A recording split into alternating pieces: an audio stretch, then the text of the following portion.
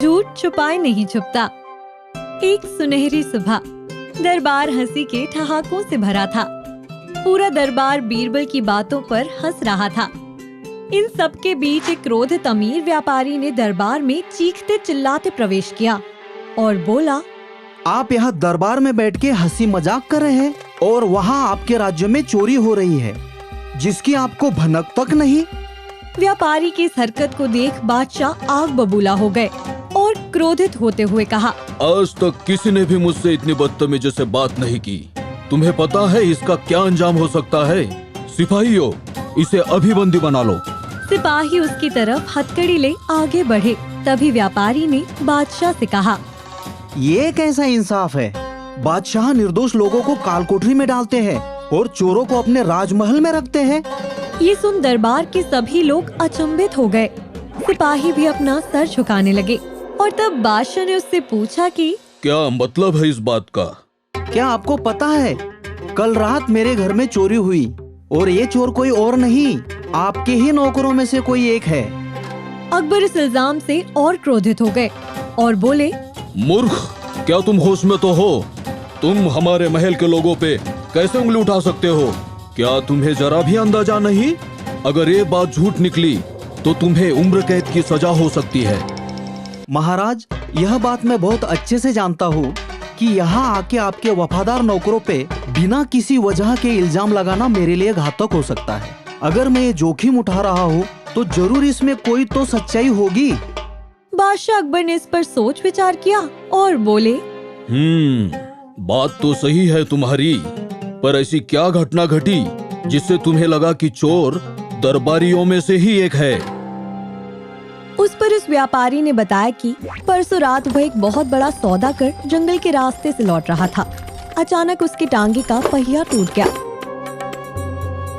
तभी कुछ दरबारी वहां से गुजर रहे थे और उन्होंने उसकी मदद करने का आग्रह किया। व्यापारी फिर उनके साथ अपना सामान लिए चल पड़ा और उनको अपने घर ले आया। क्योंकि रात बहुत हो चुकी थी तो उसने दरबारियों को वहीं विश्राम करने को कहा। पर जब आज सुबह व्यापारी उठा तो उसने देखा कि उसके सोने की मुद्राएं गायब थी। अब आप ही बताइए महाराज, मेरा शक जायज है या नहीं? बादशाह को व्यापारी की बात में दम लगा और बिना कोई वक्त ज़ाया किए उन्होंने तुरंत बीरबल की तरफ देखा। बीरबल, जरा ढूंढ निकालो ये शर्मनाक काम किसका है और उसके बाद हम उसे ऐसी सजा देंगे कि दोबारा कोई चोरी के बारे में सोच के ही कांप उठे। बीरबल ने उसी वक्त दिमाग में योजना बनाई और दरबार के सारे नौकरों को अमीर व्यापारी के घर आने को कहा। वहां पहुंचते ही बीरबल ने एक बार सबसे पूछ लिया कि एक मौका देता हूँ, अभी अगर जुर्म कबूल करना है तो आगे आ जाओ, तुम्हारी सजा कम कर दी जाएगी। जब कोई आगे ना बढ़ा तब बीरबल ने अपने जेब से कुछ छोटी लकड़ियां निकाली और उन्हें नौकरों के बीच बांट दिया। उसे देख सभी लोग भ्रमित हो गए। तब बीरबल ने कहा, ये कोई ऐसी वैसी लकड़ी नहीं है, ये इंसाफी लकड़ी है। ये सुन सभी नौकर चौंक गए और उसका मतलब पूछने लगे। तब बीरबल बोले, इसका मतलब इस लकड़ी में इंसाफ करने की जादुई शक्ति है। तो आज रात तुम सोते वक्त ये लकड़ी अपने तकिए के नीचे रखकर सोना और तुम में से जिस किसी ने भी चोरी की होगी, कल सुबह तक उसकी लकड़ी 2 इंच लंबी हो जाएगी। इससे दूध का दूध और पानी का पानी हो जाएगा। ये सुन सब अचंभित हो गए और अपने अपने घर निकल पड़े। जैसे ही रात हुई, हर किसी ने बीरबल के कहने के अनुसार उस लकड़ी को तकिए के नीचे रख दिया। पर एक नौकर बहुत परेशान हो गया। रात भर सो नहीं पाया क्योंकि चोरी उसी ने की थी। वो सोच में पड़ गया और बोला, ऐसे तो मैं कल पकड़ा जाऊंगा, मुझे कुछ करना चाहिए।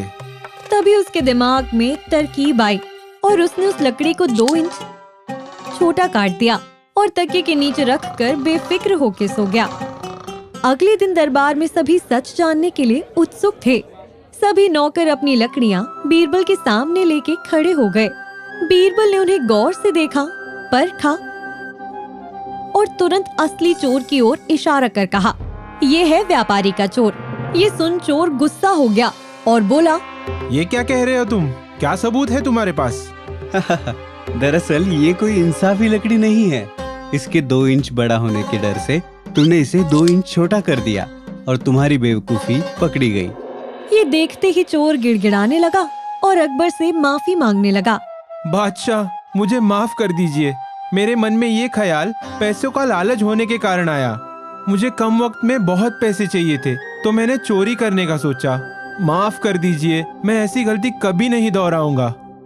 बादशाह ने बीरबल के इस विचार की बहुत तारीफ की और चोर से कहा, और तुमने आज हमारा सर शर्म से झुका दिया है।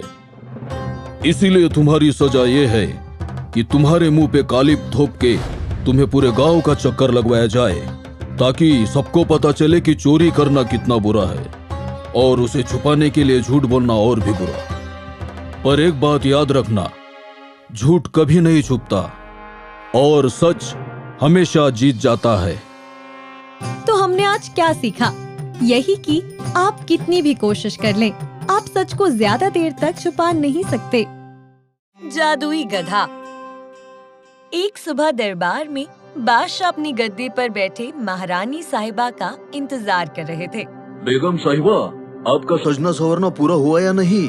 हमें पहले ही शादी में जाने के लिए बहुत देर हो चुकी है, कहीं खाना खत्म न हो जाए। और तभी अचानक महारानी की भयानक चीख सुनाई पड़ी, जिसे सुन बादशाह चौंक गए और तुरंत सिपाहियों के साथ भीतर दौड़ पड़े। भीतर पहुंचते ही उन्होंने महारानी को पसीने से लथपथ देखा और चिंतित आवाज में पूछा, क्या हुआ महारानी साहिबा, सब खैरियत तो है? तभी महारानी तिजोरी की ओर हाथ कर बोली, महाराज वो देखिए, तिजोरी से हमारा हीरो का हार गायब है। बादशाह ने नजर उठा के देखा तो तिजोरी में रखा हार अपनी जगह पर नहीं था। इसे देख बादशाह बोले, बस इतनी सी बात, हम अभी आपके लिए नया हार बनवा देते हैं। अब चलो, हमारे मित्र शादी में हमारा इंतजार कर रहे होंगे और कहीं खाना खत्म न हो जाए। तभी महारानी चिढ़ते हुए बोली, महाराज, ये कोई साधारण हार नहीं था, मेरी माँ का पुश्तैनी हार था, जो उनकी आखिरी निशानी है। वो जब तक नहीं मिल जाता तब तक हम महल से बाहर एक कदम तक नहीं रखेंगे।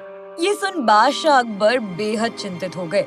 उन्हें किसी भी हाल में पड़ोसी राज्य के राजा के बेटे के विवाह में पहुंचना ही था, वरना दोनों राज्य के रिश्ते बिगड़ सकते थे। इसीलिए उन्होंने हताश होकर कहा, बीरबल को तुरंत पेश किया जाए।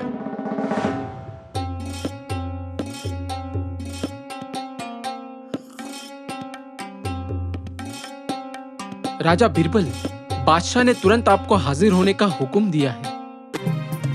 महल पहुंचते ही बीरबल तिजोरी को अच्छे से जांच पर रखने के बाद पूछते हैं, इसे देखकर लगता है ये काम किसी पेशेवर चोर का नहीं, बल्कि महल में से ही किसी व्यक्ति का है।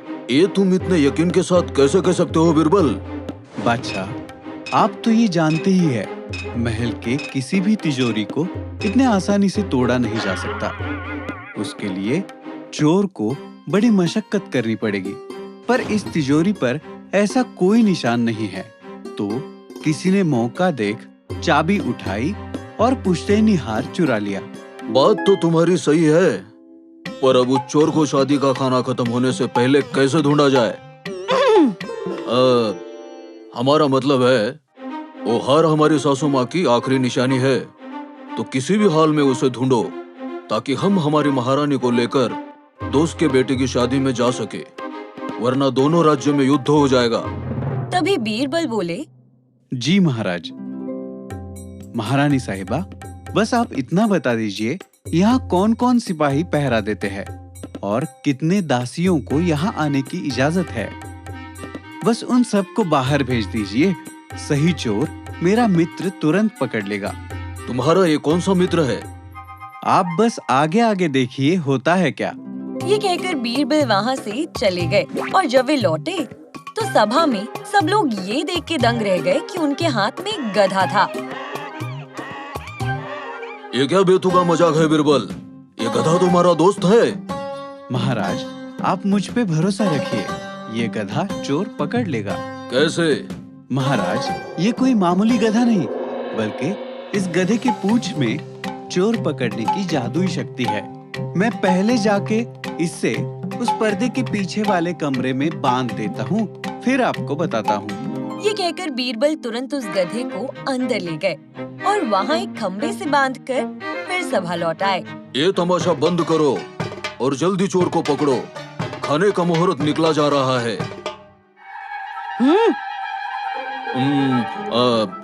हमारा मतलब शादी का मुहूर्त निकला जा रहा है। जी हुजूर। बस अब एक एक कर सारे आरोपी उस कमरे में जाए और उस गधे की जादुई पूंछ पकड़कर जोर से चिल्लाए, मैं चोर नहीं हूँ, मैं चोर नहीं हूँ। अगर आप सच कह रहे हो तो कुछ नहीं होगा, पर अगर आप झूठ बोलोगे तो गधा आपको एक जोर की लात मारकर बाहर फेंक देगा। बस फिर क्या था, बीरबल के दिए आदेश अनुसार एक एक कर सारे आरोपी कमरे में गए और मैं चोर नहीं हूँ, मैं चोर नहीं हूँ चीख कर लौट आए। अब बस एक आखिरी सिपाही बचा था जिस पर बीरबल को सबसे ज्यादा शक था। वो हिचकिचाते हुए अंदर गया और आदेश अनुसार चीख कर बोला, मैं चोर नहीं हूँ, मैं चोर नहीं हूँ। परंतु वो भी सलामती से बाहर लौट आया, जिसे देख सभी दरबारी अचंभित हो गए और उस सिपाही ने राहत की सांस ली। तभी अकबर का भूखा पेट गुस्से से घुर्राया, जिसे सुन अकबर भी आग बबूला हो गए। मुझे तो लगता है गधा तुम्हारा दोस्त नहीं, तुम हो बीरबल। चोर तो पकड़ा नहीं गया, खामखा सबका वक्त जाया कर दिया। तभी बीरबल ने बादशाह से धैर्य रखने को कहा और सभी आरोपियों को एक कतार में खड़ा कर अपने हाथ आगे करने के लिए कहा। फिर एक एक कर बीरबल उनके हाथ सूंघने लगे और एक दासी पर उंगली उठाकर बोले, महाराज, ये है असली चोर। क्या? अब ये कैसे कह सकते हो तुम बीरबल? बादशाह, दरअसल मैंने अपने मित्र गधे की दुम पर इत्र छिड़क दिया था और इन सब के हाथों में से उसी की खुशबू आ रही है, पर इस दासी के हाथों पर उस इत्र की खुशबू का नामो निशान तक नहीं है। जाहिर सी बात है, इसने डर के कारण उस गधे को छुआ तक नहीं होगा, बस चीख लगाकर आ गई। ये सुन वो दासी अपने पाँव पर गिर गई और दया की भीख मांगने लगी, पर बादशाह ने एक ना सुनी और 7 साल की काल कोठरी की कड़ी सजा सुना दी। पुश्तैनी हार मिलते ही महाराज और महारानी पड़ोसी राज्य में खाना खाने, मेरा मतलब शादी में उपस्थित होने चल पड़े। परंतु वहाँ पहुँचते ही खाना खत्म हो चुका था और बादशाह अकबर निराश हो बोले, शादी में खाने की लालच में हमें भूखा नहीं रहना चाहिए था। तो दोस्तों, इससे हमने क्या सीखा? लालच एक अभिशाप है और हमसे हमेशा ऐसे काम करवाएगा जो सही विकल्प नहीं है। जादूगर बाबा का जलवा। एक दिन राज्य में बाबा जादूगर का प्रदर्शन था, जिसे देखने के लिए भारी भीड़ के साथ स्वयं बादशाह अकबर, बीरबल और अन्य मंत्री भी आए हुए थे। ये गेंद देख रहे हो सब? ये गेंद तो आम है, पर इससे मैं कोई खास चीज करने जा रहा हूँ। ऐसी चीज जिसे चमत्कार ही कहा जा सकता है। तो गौर से देखिएगा।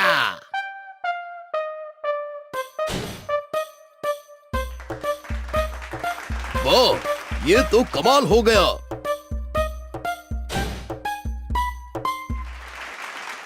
वाह, कमाल है, कमाल है। वाकई ऐसी कला मैंने आज तक नहीं देखी। अरे ये तो चमत्कार हो गया। अरे हाँ, बाबा जादूगर की जय! बाबा जादूगर की जय! ओ नहीं, लोग तो इस जादूगर की जय जयकार करने लगे।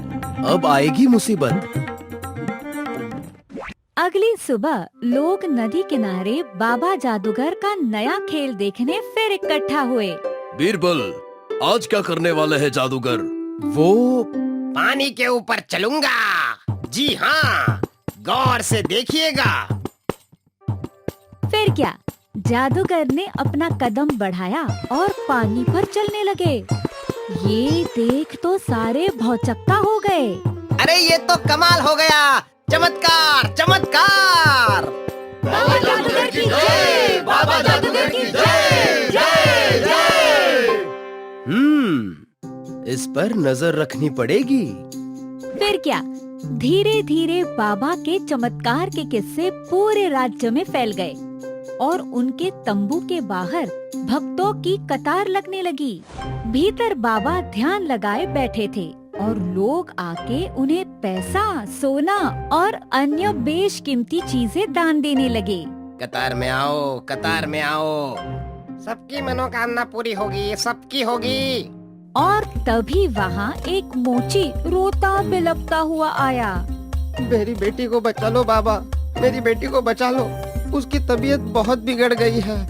मोची की बात खत्म भी नहीं हुई थी कि वहाँ मिसेस ब्रिगेंजा झाड़ू वाली दौड़ती हुई आई। हमारा पति बेहोश हो गया है, उन्हें बचा लो बाबा। सुनिए मैडम, पहले मैं आया था तो बाबा मेरे साथ चलेंगे। ए मिस्टर, हमारा पति मौत से जूझ रहा है। मेरी बेटी भी, इसलिए मैं पहले लेके जाऊंगा इन्हें। अरे वाह, और हम सबका क्या? बाबा यही रहेंगे। फिर क्या, इस बात को लेके उन तीनों में बहस शुरू हो गई और तभी बाबा ने आंखें खोली और कहा, शांति शांति, हम यहाँ भी हैं और वहाँ भी। यहाँ भी वहाँ भी, मतलब? आप बेफिक्र हो घर जाओ, हम आप सबकी समस्या हल कर देंगे। ये सुन मोची और ब्रिगेंजा झाड़ू वाली वहाँ से चले गए और जैसे ही वो दोनों अपने अपने घर पहुँचे तो क्या देखा, बाबा उनके घर पहले से ही मौजूद थे, मोची के बेटी को बबूती देते हुए और ब्रिगेंजा के पति को चप्पल सुंघाते हुए। ये तो चमत्कार है, चमत्कार। ये बात पूरे गांव में आग की तरह फैली और बाबा के पंडाल में भक्तों की कतार बढ़ने लगी। दान दो, सेवा लो, दान दो, सेवा लो। और वहाँ दरबार में, क्या तुमने बाबा के चमत्कारों के बारे में सुना? हमें भी उनके दर्शन चाहिए। माफ करना महाराज, पर ये भक्ति अब अंधविश्वास में बदलती जा रही है। पर तुमने देखा नहीं, वो यहाँ से वहाँ कैसे प्रकट हुए? और वो पानी पर चलना, तुम तो वही थे ना? जी महाराज, जब तक वो खेल एक मनोरंजन की तरह देखा जा रहा था तब तक ठीक था। अब उसे असली चमत्कार मानकर उस बाबा की जय जयकार हो रही है। लोग अपना सब कुछ उन्हें दान कर रहे हैं महाराज, जो सही नहीं है। ठीक है, अगर तुम उस बाबा को ढोंगी साबित कर सके तो ठीक, वरना तुम्हें पूरे गांव के सामने उनसे माफी मांगनी होगी। कहो, मंजूर है? इस पर बीरबल ने विचार किया और बोले, जी मंजूर है। फिर क्या, बीरबल उस स्थान पर पहुँचे जहाँ बाबा पानी पर चले थे। आखिर वो पानी पर चला, पर कैसे? फिर बीरबल ने जैसे ही पानी पर अपना पाँव रखा, अरे ये तो काफी ठंडा है, जल्दी से बाहर निकल जाता हूँ। और जैसे ही बीरबल आगे बढ़े वो किसी अदृश्य चीज से टकरा गए। अरे ये क्या है? उन्होंने हाथों से जांचा और ओह, तो ये बात है। अब बस मुझे जरूरत है एक हथौड़े की। फिर जाता हूँ उस बाबा जादूगर की खबर लेने। कुछ देर बाद बीरबल बाबा के दरबार पहुँचे, जहाँ बाबा अब सोने के सिंहासन पर बैठे थे और उनकी दान पेटी पैसों से भरी हुई थी। बीरबल ने जैसे ही कदम बाबा की ओर बढ़ाए, चेलों ने उन्हें रोक लिया। रुको, पहले पावती फाड़नी पड़ेगी। बीरबल ने उन दोनों को ऊपर से नीचे तक गौर से देखा। पावती? कितने की? अरे अरे, जाने दो इसे भाई, ये तो बीरबल है। तो क्या हुआ, बाबा के दरबार में कोई खास नहीं होता, पर्ची तो फाड़नी ही पड़ेगी। बोलो, कितने की फाड़ू? 101 की फाड़ दो। फिर बीरबल ने उस लिखते हुए चेले के हाथों पर गौर किया। उस पर एक जलने का निशान दिखा। फिर उनकी नजर दूसरे चेले पर गिरी। उसके हाथों पर भी लगभग वैसा ही निशान था। ठीक है, तुम जा सकते हो। बीरबल आगे बढ़े और बाबा को गौर से ऊपर से नीचे तक जांचा। ओह, ये कोई संयोग नहीं हो सकता। चलो देखते हैं। बाबा जादूगर, बादशाह अकबर आपके पानी पर चलने के चमत्कार को दोबारा देखना चाहते हैं। बाबा ने आंखें खोली और कहा, क्षमा चाहता हूँ वत्स, पर अब हमारी कला केवल मनोरंजन का हिस्सा नहीं, तो हम नहीं आ सकते।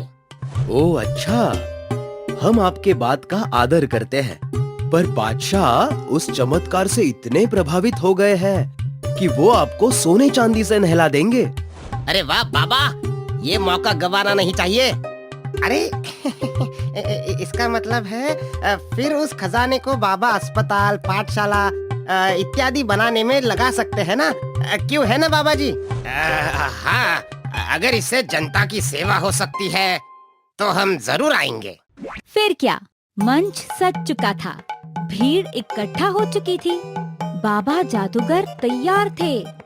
जैसे ही उन्होंने अपने कदम बढ़ाए, पचाक, वो पानी में गिर पड़े। अरे अरे अरे, बचाओ बचाओ, मुझे तैरना नहीं आता, बचाओ बचाओ। ये देख सारे दंग रह गए और उनके चेले तो डर से कांपने लगे। अरे ये कैसे हो गया? फिर कुछ सिपाही अंदर कूदे और बाबा को बाहर ले आए। अरे ये क्या? इनकी शक्तियाँ कहाँ गई? शक्तियाँ होगी तो कही जाएगी ना। क्या मतलब? ये पानी पर कैसे चले हैं वो जानने के लिए मैं कुछ देर पहले नदी में गया था, और जैसे ही मैं बाहर निकल रहा था तो मैं किसी अदृश्य चीज से टकरा गया। जब मैंने उसकी जांच की तो वहां निकली कांच। ओह, ये तो कांच है। फिर मैंने हथौड़ा लाया और उससे कांच को तोड़ दिया, जिसका नतीजा आपके सामने है। ओह, तो इस तरह करता था ये चमत्कार।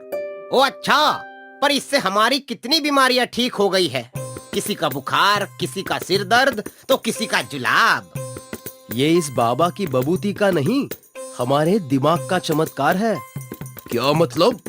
मतलब ये कि ऊपर वाले ने हमारे भीतर ऐसी ही शक्तियाँ दी है जिससे कई बीमारियां महज सकारात्मक सोच और विश्वास से ही ठीक हो सकती है। क्योंकि आपको लगता था कि इसकी बबूती से चीजें ठीक हो जाएंगी, तो बस आपके दिमाग और शरीर ने वो बात मान ली और आपको ठीक कर दिया। पर हमने खुद बाबा को कई जगह एक साथ देखा है। यस यस, बाबा यहाँ भी था और वहाँ भी। उसका क्या? हाँ, इस बात का श्रेय तो इन्हें देना ही होगा। बड़ी चालाक चाल थी वो, क्यों, है ना चेलो? आइंग, हमें क्यों पूछ रहे हो भला? क्योंकि ये है तीड़वा भाई। ये तीनों भाई है। ये देख तो वहाँ खड़े सारे लोग चौंक गए। दिन भर तो ये भेष बदल कर रहते, पर जैसे ही कलाबाजी दिखानी होती तो अपने असली रूप में आकर एक साथ कई जगह पे होने का भ्रम पैदा करते। वो तो मैंने इनके हाथों पर बने जले निशानों को देख लिया तो ये सोचा कि ये कोई इत्तेफाक तो नहीं हो सकता। एक भाई का हाथ जल गया होगा तो बाकी दोनों ने कला के खातिर अपने हाथों पर ठीक वैसे ही जलने का निशान बना दिया। कला के लिए इतना बलिदान देने के लिए तो इनकी दाद देनी होगी। पर अगर इन्होंने जादू को केवल मनोरंजन के लिए इस्तेमाल किया होता तो ठीक था, पर इन्होंने इसे सचमुच का चमत्कार बताकर लोगों को लूटना शुरू कर दिया। हमें माफ कर दो बीरबल। शुरुआत में तो हमारा उद्देश्य केवल मनोरंजन करना ही था, पर जैसे ही लोगों ने हमें पूजना शुरू किया और दान देने लगे तो हमें लालच आ गया। सही कहा। इसमें लोग ज्यादा जिम्मेदार हैं। इसीलिए आवश्यकता है जागरूकता और वैज्ञानिक सोच की। अब लोगों की गलती की सजा तो तुम्हें नहीं दे सकते, इसीलिए इस बार हम तुम्हें जाने देते हैं। पर हाँ, आइंदा अंधविश्वास फैलाया तो फैलाओ, क्योंकि लोग बेवकूफ बनने के लिए हमेशा तैयार बैठे रहते हैं। ये सुन वहाँ खड़े सारे लोगों का सिर शर्म से झुक गया और हमने ये सीखा कि तर्क लगाओ वरना लूटे जाओगे। सब गोलमाल है। एक मीठी सी सुबह जब बादशाह अकबर अपने तख्त पर बैठे मीठे मीठे अंगूर खा रहे थे, तब अचानक न्याय की घंटी की जोरदार आवाज ने उनका मजाक किरकिरा कर दिया। ये कौन इतने जोरों से न्याय की घंटी बजा रहा है? सिपाहियों, उसे पेश किया जाए। और तभी वहाँ भोलू और झोलू एक सोने से लदे हुए जमींदार के साथ दरबार में हाजिर हुए, जिन्हें देख बीरबल बोले, अरे झोलू भोलू, कहीं तुम दोनों भाई फिर खेत के बंटवारे को लेकर लड़ तो नहीं रहे? नहीं बीरबल, जब खेत ही नहीं रहा तो कैसी लड़ाई? क्या मतलब? महाराज, इस टोपीबाज कारोबारी गोलू गोलमाल ने धोखे से हमारा खेत हड़प लिया है। ये सरासर झूठ है महाराज। मैंने इनका खेत हड़पा नहीं, बल्कि इन्होंने खुद उसे मेरे नाम किया है। ये देखिए उसके कागज पत्र, जिस पर इन दोनों के दस्तखत भी है। बीरबल ने उन जमीनी कागजात को गौर से देखा जिस पर उन दोनों ने दस्तखत किए हुए थे। कागज तो असली है, पर क्या ये दस्तखत तुम्हारे ही है? जी हाँ बीरबल, ये दस्तखत तो हम दोनों के ही है, पर क्या? पर हम दोनों को याद नहीं आ रहा कि हमने खेत गोलू गोलमाल के नाम कब किया था। क्या तुमने किसी को अपना खेत दे दिया और तुम्हें याद तक नहीं? पर मुझे सब याद है। ये झोलू कुछ दिन पहले सट्टेबाजी में अपना और अपने भाई का सारा पैसा हार गया था। उसे बाहर निकालने के लिए इसने अपना और अपने भाई का खेत मुझे बेच दिया था। अब दोनों मिलकर मुझे बेवकूफ बना रहे हैं। नहीं महाराज, हम इसके पास तो केवल खेत के लिए कर्ज मांगने गए थे, उसके बाद हमें कुछ याद नहीं। ये समस्या तो काफी पेचीदा लग रही है। पता नहीं कौन सच कह रहा है और कौन झूठ। अरे आप सबूत देखिए ना, उससे ज्यादा दरबार को और क्या चाहिए होता है। बात तो सही है, सबूत यही कहता है कि वो खेत अब गोलू गोलमाल का है। पर कुछ नहीं, फैसला हो चुका है। तक लिया।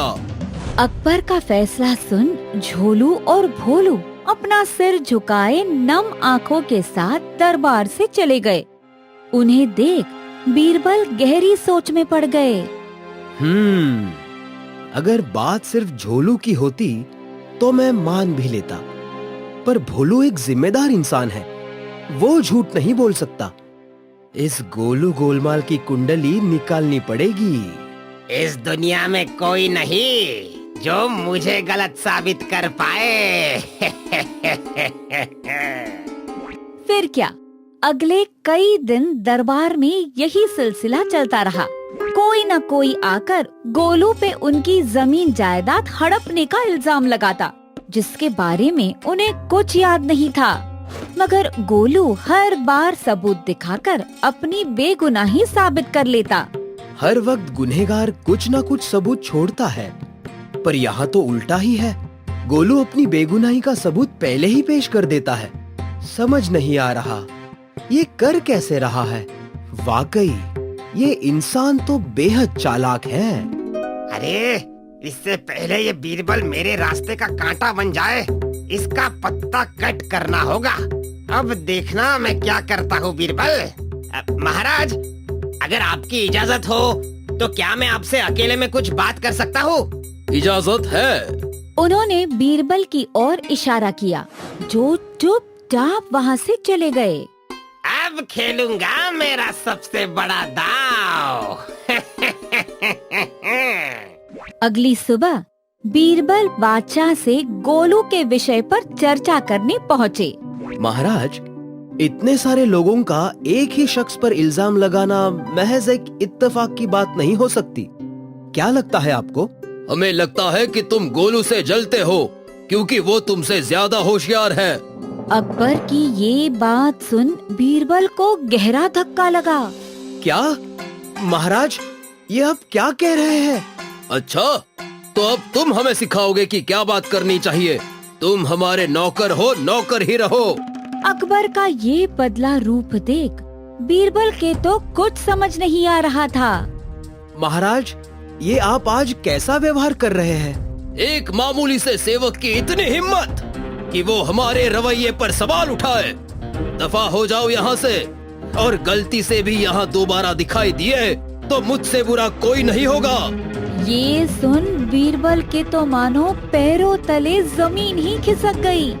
परंतु उस वक्त उन्होंने अपने आत्मसम्मान के लिए वहाँ से चले जाना ही ठीक समझा। सोच में डूबे बीरबल भरे बाजार से जा रहे थे, तभी अचानक उनकी टक्कर गोलू गोलमाल से हुई। तुम? हाँ, मैं। आज तो तुमने बस नौकरी से हाथ धोए हैं बीरबल। अगर मेरे रास्ते में आने की कोशिश की तो अपना सब कुछ खो बैठोगे, याद रखना। ये कहकर गोलू वहाँ से चला गया और बीरबल ने सोचा, अरे इसे कैसे पता चला कि मुझे नौकरी से निकाल दिया गया है? कहीं इसमें इसी का हाथ तो नहीं? पर कैसे? कुछ समझ नहीं आ रहा। तभी बीरबल की नजर रास्ते पर जादू का खेल दिखाते एक शख्स पर पड़ी, जिसके हाथों में एक फड़फड़ाती मुर्गी थी। उस जादूगर ने उस मुर्गी को जमीन पर रखा और उसके इर्द गिर्द एक गोल आकार बना दिया और फिर वो मुर्गी एकदम शांत से वहाँ उसी मुद्रा में पड़ी रही।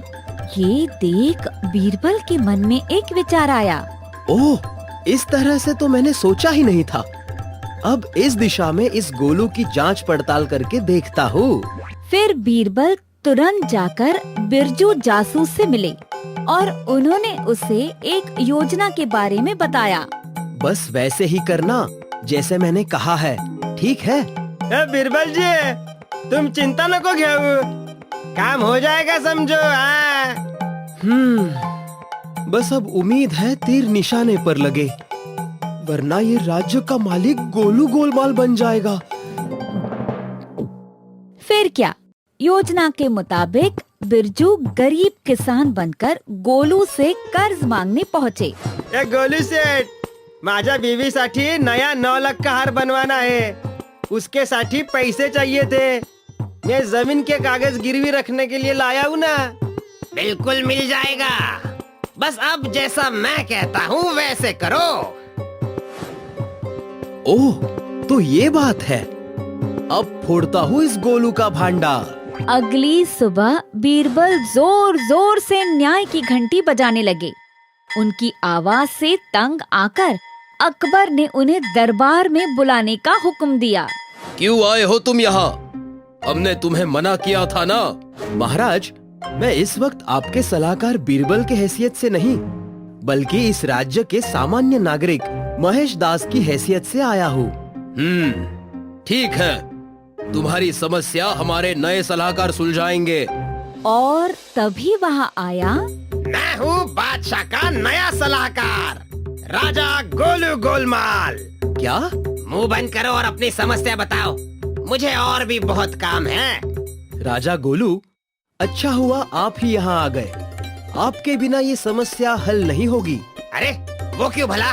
बताता हूँ, पर उससे पहले मैं आपसे गले मिलकर आपका तहे दिल से शुक्रिया करना चाहता हूँ। वो क्यों भला? हाँ हाँ, बताता हूँ। पहले गले तो मिल लीजिए। और फिर बीरबल ने उसे जोर से गले लगाया। अरे अरे अरे, ठीक है ठीक है।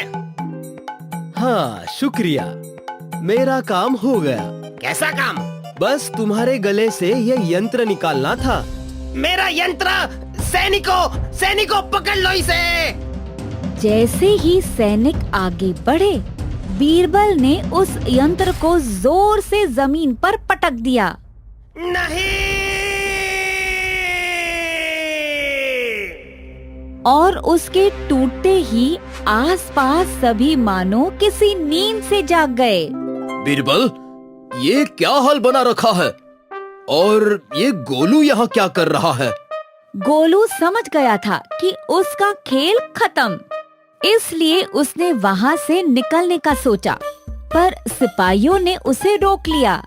महाराज, जो समस्या राज्यवासियों को सता रही थी, उसका समाधान ढूंढने के लिए मैंने बिरजू जासूस को इसके दफ्तर भेजा और वहाँ। ठीक है, अब तुम वही करोगे जो मैं कहूँगा। चुपचाप इस कागज पर दस्तखत करो और अपनी सारी जायदाद मेरे नाम कर दो। ओह, तो ये बात है।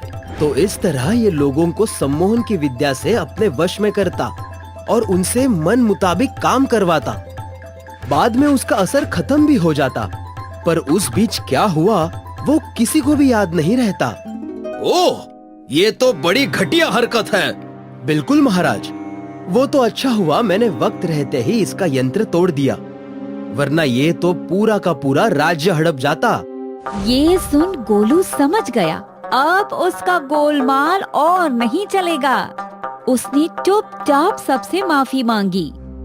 मुझे माफ कर दो बादशाह, मैंने अपने सम्मोहन करने की विद्या का गलत फायदा उठाया, माफ कर दो। इतने घटिया इंसान को माफी नहीं मिल सकती। सैनिकों, सबसे पहले तो इसकी सारी जायदाद हड़प कर लोगों को उनका हक लौटाया जाए और फिर इसे काल कोठरी में डाल दो, हमेशा हमेशा के लिए। और इस तरह बीरबल ने राज्य को गोलू के वश से मुक्ति दिलाई। और हमने ये सीखा कि किसी भी विद्या का इस्तेमाल गलत कामों के लिए नहीं करना चाहिए।